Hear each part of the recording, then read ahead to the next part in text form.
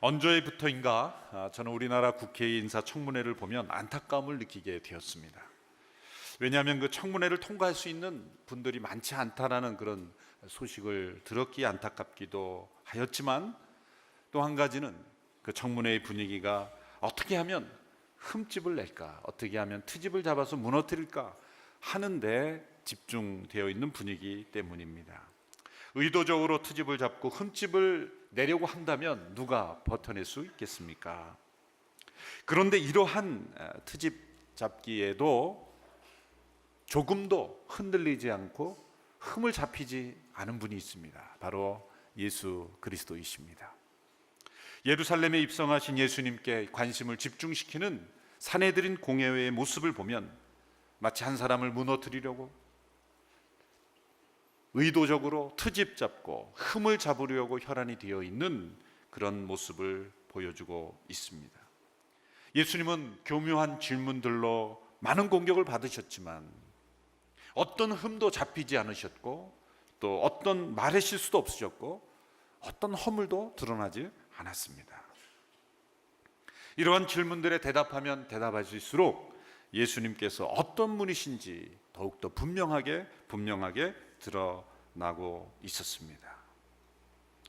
이 과정을 통해서 예수님은 결코 자신의 죄와 허물 때문에 십자가에 못 박히신 것이 아니라는 것이 드러나는 것이죠. 이것 또한 하나님의 섭리입니다. 이 과정을 통해 나타난 예수님은 바로 흠이 없는 하나님의 어린 양이심이 나타났습니다. 유월절 제물이 될 어린 양은 흠이 없어야 합니다. 그래서 첫 달 열흘에 각 가정은 유월절 어린 양을 선택합니다. 그리고 14일에 이르기까지 그 양에 흠이 있는지 없는지를 살피는 기간으로 삼는 것이죠. 유대 종교 지도자들의 예수님이 이게로부터 흠을 발견하고 예수님을 무너뜨리려고, 예수님을 죽이려는 음모를 계획하고 무수한 조사와 그러한 질문을 던졌지만 예수님은 조금도 흠이 없었습니다. 조금도 허물을 발견할 수 없었습니다. 오히려 예수님이 흠 없으신 하나님의 아들이신만이 나타났기 때문입니다. 오늘 본문의 말씀에 보면 이 사내들인 공회에서 파견한 사람들이 예수님의 트집을 잡기 위해서 세금을 가지고 질문하는 내용입니다. 이 세금이야말로 어느 시대건 가장 민감한 주제죠. 영어권 속담에는 세상에서 가장 확실한 것은 죽음과 세금뿐이다, 이런 속담까지 있을 정도입니다. 당시에 팔레스타인에는 로마가 부과한 세금 때문에 폭동까지 일어날 정도로 세금 문제가 아주 예민한 그런 상황이었습니다. 대부분의 유대인들은 로마에게 세금을 내는 것을 싫어했죠. 민족적인 굴욕이기 때문이죠. 또 세금으로 보내지는 많은 돈이 상당수가 로마의 이교 신전이나 그리고 로마 상류층의 사치 생활에 쓰여졌기 때문입니다. 이런 민감한 이슈를 가지고 이제 예수님을 넘어뜨리려고 사내들인 공회에서 사람들을 보냈습니다. 두 부류의 사람들이 보내졌습니다. 바리새파 사람들과 헤롯 당원이라고 말하고 있습니다. 13절의 말씀을 함께 보십시오. 시작. 그들은 예수의 말씀을 트집 잡아 보려고 바리새파 사람들과 헤롯 당원들을 예수께로 보냈습니다. 이 바리새파 사람들과 헤롯 당원들이 함께 팀으로 보내졌다는 것은 놀라운 일입니다. 왜냐하면 이 두 그룹은 서로 물과 기름과 같은 그런 사람들이었기 때문입니다. 바리새파 사람들은 근본적으로 팔레스타인의 지배, 로마 지배에 대해서 반대하던 사람들이죠. 그래서 겉으로는 세금을 내는 것에 대해서 반대했습니다. 그러나 속으로는 자신들의 위치를 보존하기 위해서 타협을 해서 묵인하던 사람들이었습니다. 그러나 적극적으로 세금 내는 걸 반대하던 이 소위 열혈당원이라고 하죠. 그런 열심당원들이 있었지만 바리새인들은 겉으로는 반대하고 속으로는 타협했습니다. 그러나 여기 헤롯 당원이라고 나오는 사람들은 당의 이름이 보통 헤롯 아닙니까? 그렇죠? 당의 이름이 헤롯인 것처럼 이들은 로마의 정치 지배에 대해서 호의적이었고 친로마주의자들이었습니다. 세금을 내는 것을 당연하게 합당하게 여겼던 사람들이었습니다. 이렇게 반로마주의자들과 친로마주의자들이 함께 한 팀으로 예수님께 보내졌다라는 것이 놀랍습니다. 지금 이들은 예수님을 제거하려는 공통의 목표를 가지고 하나 된 것입니다. 선한 일에 하나 되는 것보다 악한 일에 하나 되는 게 훨씬 쉽습니다. 지금 이들은 자신들이 친로마 세력이냐 아니면 반로마 세력이냐 그것이 중요한 것이 아닙니다. 공통의 위기의식을 느끼고 있기 때문이죠. 무슨 위기입니까? 자기들의 위치가 무너진다는 거죠. 자기들의 더러움과 추함이 드러난다는 위기의식 때문이었습니다. 오늘 본문 14절에 이들이 예수님께 와서 이렇게 인사하는데 인사가 얼마나 거창한지를 한번 보십시오. 같이 읽습니다. 시작. 그들은 예수께 다가와 말했습니다. 선생님, 우리는 선생님을 참된 분으로 알고 있습니다. 겉모습으로 판단하지 않기 때문에 사람으로 인해 동요되지 않고 하나님의 진리를 참되게 가르친다고 들었습니다. 그런데 우리가 가이사에게 세금을 내는 것이 옳습니까? 옳지 않습니까? 이들의 인사는 얼마나 멋있습니까? 그러나 얼마나 위선적입니까? 얼마나 거짓된 아첨입니까? 사단은 늘 독을 꿀과 함께 주기 마련입니다. 시편 55편 21절에 보면 악한 이들이 위선적으로 하는 말에 대해서 이렇게 말하고 있습니다. 그가 하는 말은 버터보다 부드러웠지만 그 마음에는 전쟁을 품고 있었습니다. 그의 말은 기름보다 매끄러웠지만 실은 뽑힌 칼이었습니다. 여러분, 버터보다 부드럽고 기름보다 매끄러운 말을 조심하십시오. 그 마음에는 전쟁이 있고 사실 그 말은 뽑힌 칼과 같은 것입니다. 그들은 예수님을 선생님 랍비라고 불렀지만 진심으로 그렇게 생각하는 것이 아니었습니다. 그들은 예수님께서 참된 분으로 알고 있다라고 말했고 사람이 아니라 하나님의 진리를 가르친다고 말했지만 그들의 마음은 참된 것이 아니었습니다.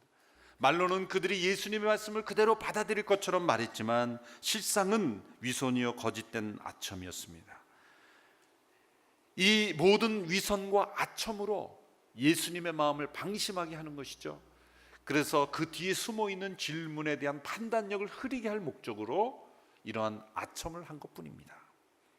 여러분, 우리가 누군가를 질투하고 까닭없이 미워하고 그리고 누군가를 트집 잡으려고 마음에 품으면 도와주는 이가 나타납니다. 누굽니까? 사탄이 나타납니다. 누군가를 미워하고 트집 잡으려고 하면 사단이 지혜를 줘요. 사단의 지혜를 들어오게 됩니다. 사단이 협력자가 됩니다. 사람을 넘어뜨리려고 할 때 사단이 쓰는 전형적인 방법, 겉으로는 거짓으로 칭찬하면서 방심하도록 유도하는 것이죠. 사람들이 이 마음이 얼마나 약하냐면요, 상대방이 진심으로 칭찬하는 것이 아님에도 불구하고 칭찬을 좋아해요. 저도 몇 번 경험해 봤습니다. 기분이 나쁘지 않더라고요. 진심이 아니라는 것도 느낍니다. 어떤 때는 그 마음이 좀 보입니다. 그런데도 칭찬을 즐깁니다. 예전에 유명했던 책 중에 칭찬은 고래도 춤추게 한다 그런 책이 있었죠. 고래는 춤춰도 별 문제가 없습니다. 고래가 춤춘다고 바닷물이 넘치겠습니까? 무슨 문제가 일어나겠습니까? 그러나 사람은 칭찬에 춤추면 문제가 생깁니다. 교만해지고 방심하게 되고 판단력이 흐려지고 실수하게 됩니다. 칭찬이 들려올수록 칭찬에는 감사하되 춤추면 안 됩니다. 이 사람들은 지금 예수님을 그 칭찬을 통해서 막 춤추게 하려고 하는 거예요. 그러나 예수님은 그 칭찬에 춤추겠습니까? 사람의 마음을 꿰뚫어 보시는 예수님께서 그 칭찬을 기뻐 받으실 리가 없습니다. 이들은 예수님에 대한 아첨과 칭찬 이후에 이런 질문을 내놓았습니다. 가이사에게 세금을 내는 것이 옳습니까? 옳지 않습니까? 가이사에게 세금을 내는 것이 옳습니까? 옳지 않습니까? 여러분, 세금을 내는 것이 옳습니까? 옳지 않습니까? 대답해 보십시오. 세금을 내는 것이 옳습니까? 내지 않는 것이 옳습니까? 혹시 속으로는 이렇게 생각하자, 가급적 내지 않는 것이 좋습니다. 어떻습니까? 이 질문은 어리석은 질문이죠. 세금은 내야죠. 세금은 내야죠. 불의하고 공의롭지 못한 세금까지 내라는 말은 아니지만 공정한 절차를 통해서 매겨진 세금은 내야죠. 그러나 이 질문은 그냥 세금에 대한 정당성 유무가 아니라 가이사에게라는 것이 중요한 거예요. 거기에 역사적인 배경이 들어가 있는 겁니다. 가이사에게 세금을 내는 것이 옳으냐 옳지 않느냐, 이 질문이 중요한 거예요. 유대가 로마 제국에 내는 세금은 AD 6세기경부터 내기 시작했습니다. 이제 헤롯 아켈라오라는 분봉왕이 이제 폐위가 된 이후부터는 직할 체제가 되면서 그때부터 세금을 내기 시작했습니다. 이 세금을 유대인들이 다 싫어했죠. 세금의 종류가 세 가지나 됐다고 합니다. 토지세가 있었고요, 또 소득세가 있었고요, 그 다음에 또 한 가지 세 번째는 인두세라 그래서 인구조사세라 그래서 그 남자 여자, 남자는 12세 65세까지, 여자는 14세 65세까지 한 데나리온을 내는 것이었습니다. 근데 내는 것 자체가 문제가 아니라 그 데나리온의 동전에 이 가이사의 얼굴이 그려져 있다는 것이죠. 그리고 거기에는 이런 문구가 적혀 있었다는 것입니다. 그 가이사가 바로 신의 아들이고, 그리고 대제사장이다. 하이스트 프리스트다. 대제사장이다. 이런 유대인들이 혐오할 만한 우상 숭배의 동전을 세금을 내는 동전으로 만들어서 내도록 강요했다는 것이죠. 바로 이것은 유대인들을 혐오하게 만드는 문제였던 것입니다. 그런데 이 사람들이 와서 내는 질문, 가이사에게 세금을 내는 것이 옳습니까? 옳지 않습니까? 라고 할 때 그 세금이라는 단어를 원어로 보면은 이 인구조사 때 내는 그 세금, 인두세를 의미하는 세금이었습니다. 그러니까 정확하게 번역하면 하면 인두세를 내는 것이 옳습니까? 내는 것이 옳지 않습니까? 내지 않는 것이 옳습니까? 그렇게 질문했다는 것이죠. 이 질문은 예수님을 딜레마에 빠뜨린 질문인 것이 분명합니다. 만일 예수님께서 가이사에게 세금을 내는 것이 옳다라고 하면 예수님은 그 당시에 거의 모든 유대인들이 싫어하고 증오하는 것을 인정하는 것이 되죠. 그러면 거기 있던 바리새인들이 가만히 있겠습니까? 하나님께 대한 반역자다, 그렇게 유대인들을 선동했을 것이 분명합니다. 그래서 바리새인들을 보낸 겁니다. 만일 예수님께서 옳지 않다라고 말하면 그 자리에 누가 있습니까? 헤롯 당원들이 있는 겁니다. 내야 한다라고 주장하는 헤롯 당원들이 있음으로써 로마에 대한 반역이다, 그래서 로마에 고소하고, 실제로 세금을 거부하는 폭동이 일어났을 때 로마가 잔혹하게 그 데모를 진압했던 기록이 있습니다. 틀림없이 로마에 의해서 잡혀가는 것이죠. 왜 사내들인 공회에서 이 두 그룹을 한 팀으로 만들어 보냈는지 이제 아시겠죠? 맞춤 태스크포스 팀이었던 거예요. 어떻게든 대답해도 문제를 걸 수 있는 두 그룹을 보낸 것을 우리는 알 수 있습니다. 이제 예수님의 대답을 함께 보십시오. 15절에서 17절의 말씀입니다. 우리 같이 한번 함께 읽겠습니다. 시작. 우리가 세금을 내야 합니까? 내지 말아야 합니까? 예수께서는 위선적인 그들의 속셈을 다하시고 말씀하셨습니다. 왜 나를 시험하느냐? 데나리온 동전 하나를 가져와 내게 보이라. 그들이 동전 하나를 가져오자 예수께서 그들에게 물으셨습니다. 동전에 있는 얼굴과 새겨진 글자가 누구의 것이냐? 그들은 가이사의 것입니다 하고 대답했습니다. 그러자 예수께서 그들에게 말씀하셨습니다. 가이사의 것은 가이사에게 바치고 하나님의 것은 하나님께 바치라. 그들은 예수께 몹시 감탄했습니다. 예수님의 대답의 핵심은 여기 있습니다. 가이사의 것은 가이사에게 바치고 하나님의 것은 하나님께 바치라. 이 말씀에 대한 많은 오해가 있습니다. 몇 가지 중요한 오해를 먼저 우리가 벗겨야 되는데요, 이 말씀을 얼핏 보면 가이사의 영역과 하나님의 영역을 양분한 것처럼 보이죠.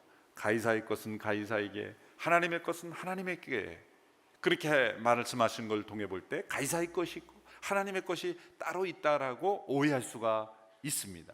세상의 영역이 있고, 가이사가 다루시는 세상의 영역이 있고, 또 하나님이 다스리는 교회나 영적인 영역이 있다, 이렇게 양분하는 이분론을 생각하는 분들이 역사적으로 많이 있습니다.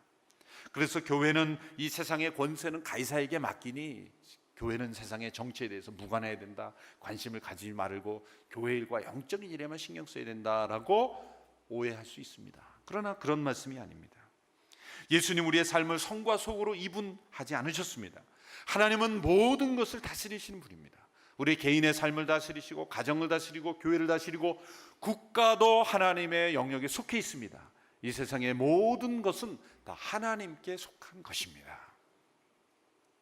가이사의 것과 하나님의 것을 양분할 수 있다라고 생각하면 어떻게 적용이 되냐면요, 나의 것과 하나님의 것을 양분할 수 있다고 생각하게 됩니다. 내 것이 따로 있고 하나님의 것이 따로 있다고 생각하게 됩니다. 실제로 우리는 많이 그런 생각을 가지고 생각하고 살아가고 있습니다.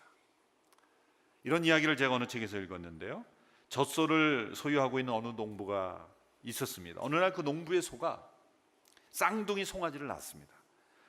이 농부가 크리스찬이었습니다. 그래서 두 소를 이제 한 마리는 하얀색이고 한 마리는 검은색이었는데 농부는 기뻐서 아내에게 이렇게 말했습니다. 주님께서 우리에게 두 마리를 주셨으니 한 마리는 주님의 소로 바칩시다. 아내는 질문했습니다. 그러면 어느 소를 주님께 바치겠습니까? 이 농부는 이렇게 말했습니다. 어느 소를 바치건 그게 중요한 게 아니라 둘 중 한 마리는 분명히 주님의 소라는 것이 중요하지 꼭 정해야 되느냐 그게 아니다. 둘 중에 한 마리는 주님의 소다. 그러나 어느 날 한 마리 소가 병들어 죽었습니다. 그 농부는 아내에게 와서 아주 슬픈 표정을 지고 이렇게 말했습니다. 여보, 지금 방금 주님의 소가 죽었어.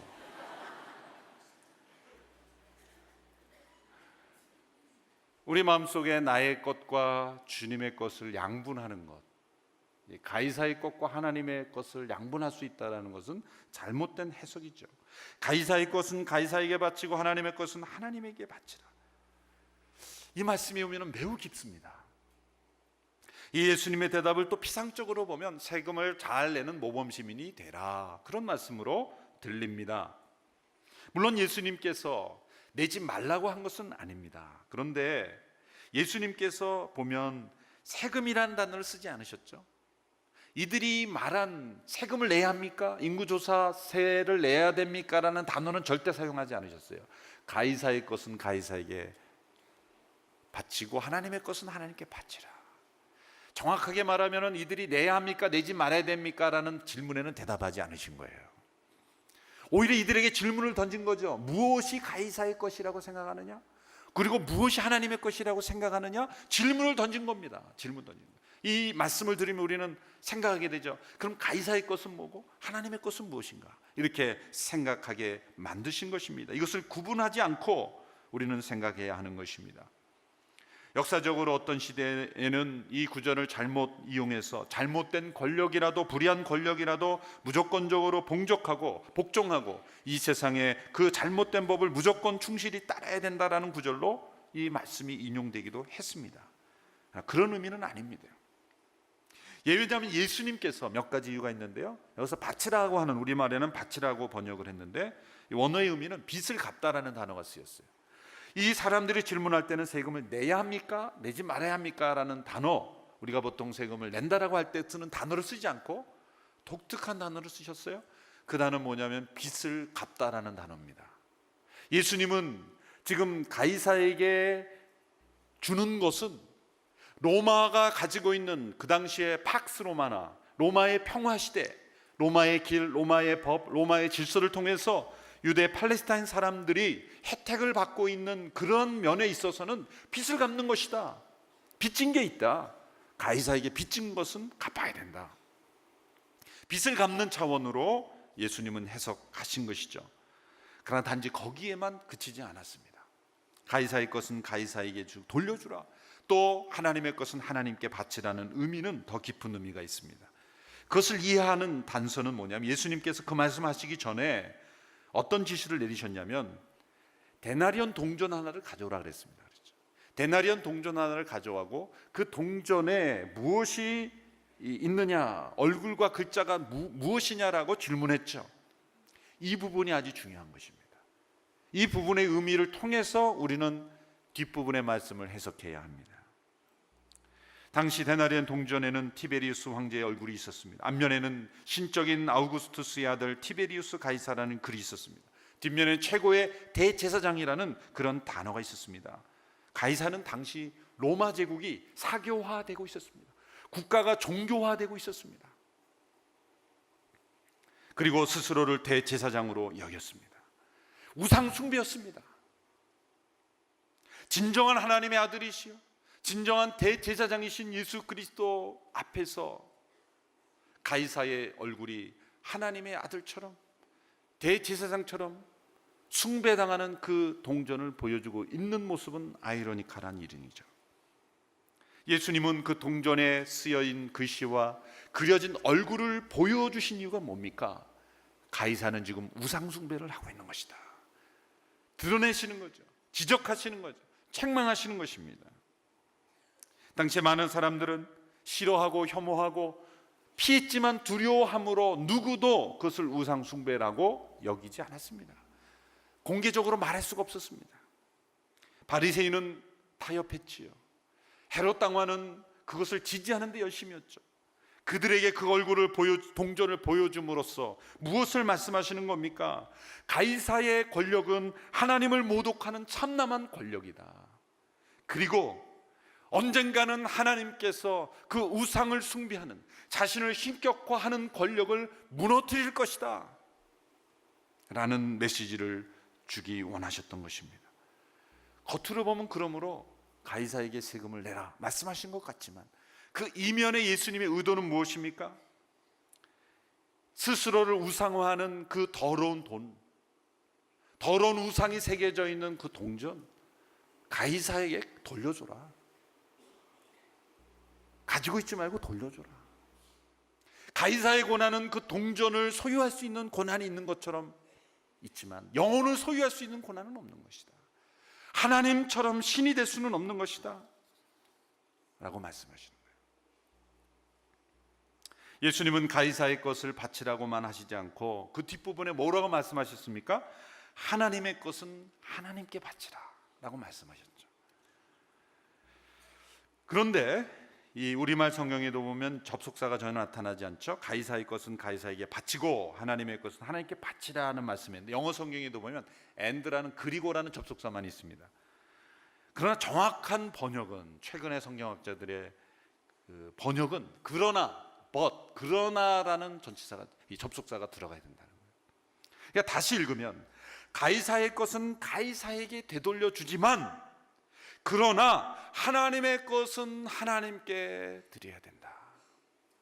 그러나라는 것은 앞에 것을 재현하고 뒷부분을 강조하는 것이죠. 예수님의 말씀의 강조점은 무엇입니까? 단지 세금을 잘 내는 모범신 로마 시민이 되어라는 말씀이 아니라 뒷부분에 하나님의 것을 하나님께 바쳐야 한다라는 말씀인 것입니다. 이 말씀은 가이사에게는 경고의 말씀인 것입니다. 로마 제국에는 경고의 말씀인 것입니다. 지금 이 동전을 가지고 예수님을 시험하려는 사람들에게는 이 동전을 통해서 교훈을 주고 계신 것이죠. 가이사가 스스로를 우상화하고 스스로를 신격화하느냐? 언젠가는 무너질 것이다. 하나님의 권세, 하나님의 권한을 넘어서려는 것, 하나님의 것을 자기의 것으로 취하려는 가이사, 돌려줘 버려라. 언젠가는 멸망할 것이다 라는 메시지가 숨어 있던 것이죠. 만일 가이사가 하나님에게 속한 것을 취하려고 한다면 결코 허용될 수도 없고 있을 수도 없고 언젠가는 이 동전과 함께 멸망할 것이다 라는 경고의 말씀이 주어져 있는 것이죠. 어떤 지도자나 어떤 국가나 어떤 교회, 어떤 제도, 어떤 이데올로기도 신적인 그런 권한은 없는 것입니다. 중세도 로마의 교황권이 절정에 달했을 때 교회를 하나님의 이름으로 국가의 권력을 행사하기를 원했죠.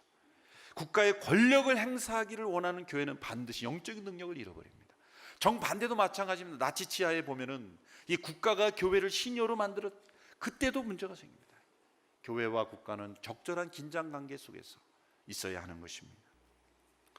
가이사는 스스로 주장하는 것은 신이 아닙니다. 신이 아닌 존재가 신처럼 군림하면 하나님의 권세에 하나님의 것에 도전하면 반드시 무너질 것이다.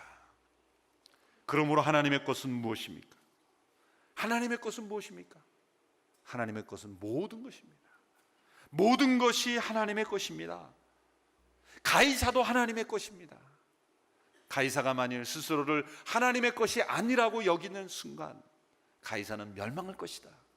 그런 말씀이 이 말씀에 숨어져 있는 것입니다.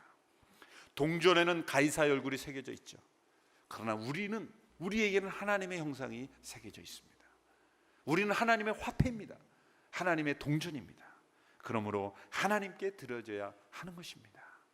그러므로 예수님께서 마음을 다하여 힘을 다하여 뜻을 다하여 모든 것을 다하여 하나님을 사랑하라고 말씀하신 이유가 바로 여기에 있는 것입니다. 이 시간 함께 고백하기를 원합니다. 나는 하나님의 소유입니다. 우리 가정은 하나님의 소유입니다. 나의 기업은 하나님의 소유입니다. 이 국가도 하나님의 소유입니다.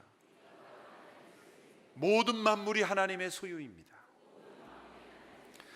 이 하나님의 것을 하나님의 것으로 인정하는 것으로부터 우리의 진정한 삶은 시작되는 것입니다. C.S. 루이스가 쓴 스크루테이프의 편지라는 책이 있죠. 여기서는 스크루테이프이 사탄이고 조카 워무드에게 코치를 해주는 편지의 내용들이죠. 21번째 편지를 보면 인간을 무너뜨리려면 소유의식을 불어넣어라, 이런 코치가 나옵니다. 잠깐 그 내용을 보면 너는 열심을 다해서 인간들이 내 시간은 나의 것이라는 생각을 불어넣으라고 말합니다. 직장에서 일하는 시간은 억지로 떼어줘야 하는 부담스러운 세금으로 여기게 하고, 또 종교적인 의무들에 할애하는 시간은 너그러운 기부금으로 여기게 하라. 인간들은 늘 제가 주인이라고 주장하도록 해야 한다는 것이죠. 내 돈, 내 친구, 내 강아지, 내 권리를 생각하라는 것입니다. 심지어 하나님에게도 나의 하나님이라고 말할 때, 그 나의 하나님이라고 말할 때도 내가 복종하고 내가 순종해야 되는 하나님이 아니라 내 간구는, 내 제목은 반드시 들어줘야 하는, 내가 조종하는 하나님처럼, 하나님이 나를 소유하는 게 아니라 내가 하나님을 소유하는 것처럼 만들게 만들어요. 큰 차이가 있는 것입니다. 여러분, 나의 하나님을 고백할 때 그것은 내가 소유한 하나님이 아니라 하나님이 나를 소유하셨다는 뜻인 줄로 믿습니다. 이 사단이 주는 어리석음에 속지 않게 되기를 바랍니다. 시편 23편에 시편 24편 1절에 위대한 고백을 우리의 신앙으로 고백할 수 있게 되기를 바랍니다. 함께 이 말씀을 함께 고백하겠습니다. 시작. 땅과 그 안에 있는 모든 것, 세상과 그 안에 사는 모든 것들이 여호와의 것입니다. 아멘. 땅과 그 안에 있는 모든 것, 세상과 그 안에 있는 모든 것이 다 아버지의 것이므로 아버지께 드려야 합니다. 이 위대한 신앙 고백으로 승리하며 살아가는 저와 여러분 되기를 축원합니다.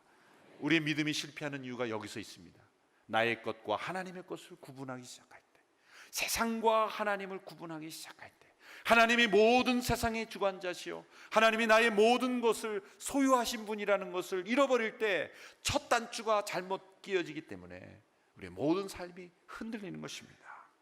하나님은 땅과 그 안에 있는 모든 것, 세상과 그 안에 있는 모든 것의 주인이심을 고백하며 하나님의 소유임을 고백하며 하나님의 형상된 우리 모두가 하나님께 진정한 경배와 찬양을 올려드리며 살아가는 저와 여러분 되기를 주님의 이름으로 축원합니다.